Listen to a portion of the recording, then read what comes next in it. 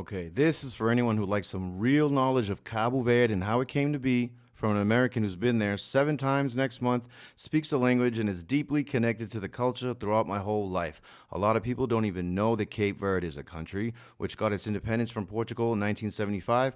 Although the official language is still Portuguese, everyone is taught that. The common language that everyone speaks is Portuguese Creole, or in other words, Crioulo, the language you see me speaking sometimes. And yes, it's the same concept as Haitian Creole, except that the French part is Portuguese.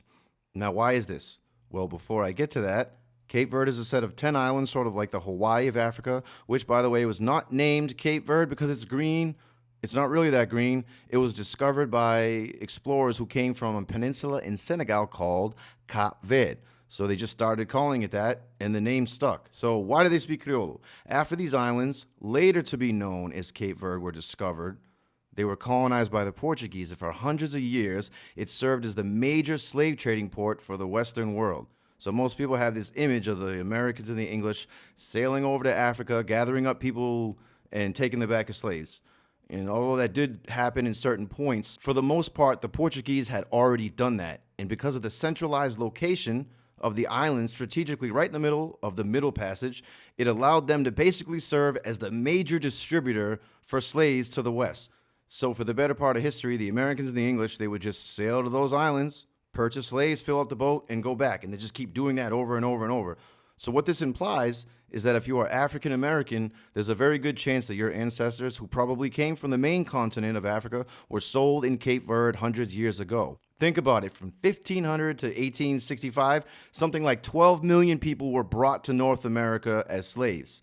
So do the math, an average of 2 months voyage in a boat across the ocean, about 500 people on the boat that survive, and a 2-month trip back. It's like you think that same slave ship was just going to sail right past Cape Verde, who had slaves for sale, stay on the boat for another 2 weeks and go to the mainland of Africa, we they are very unfamiliar with, at a disadvantage, probably out of resources, and just get off the boat and then go look for 600 slaves to kidnap and then sustain themselves for however long that would take. There's no way you'd be able to do those numbers without a distributor on the other side, without help.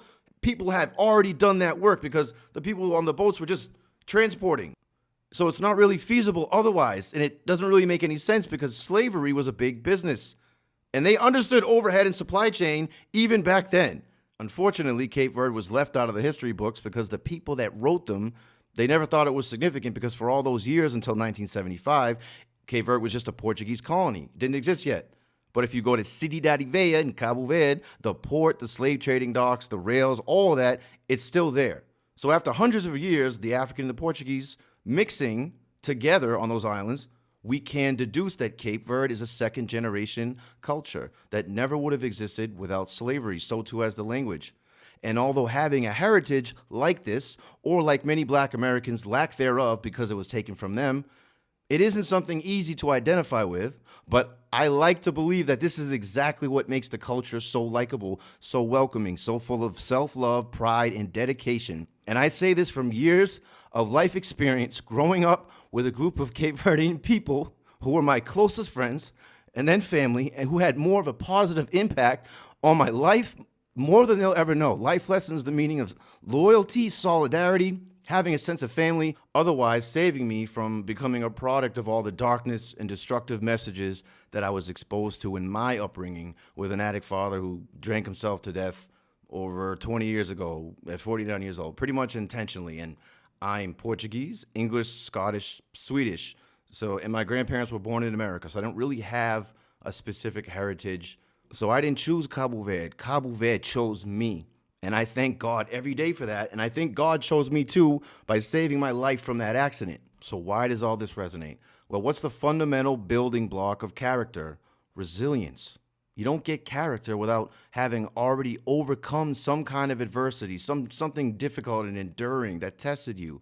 So when you look at the long and painful history of atrocities and the collective sense of resiliency and trauma bonding that it took for an entire culture and language to manifest out of that, well, you get character at a cultural level. Most Cape Verdean people will help you if they can. Most Cape Verdean people will welcome you with open arms. Most will try to feed you. And if you show them love, they will love you back more.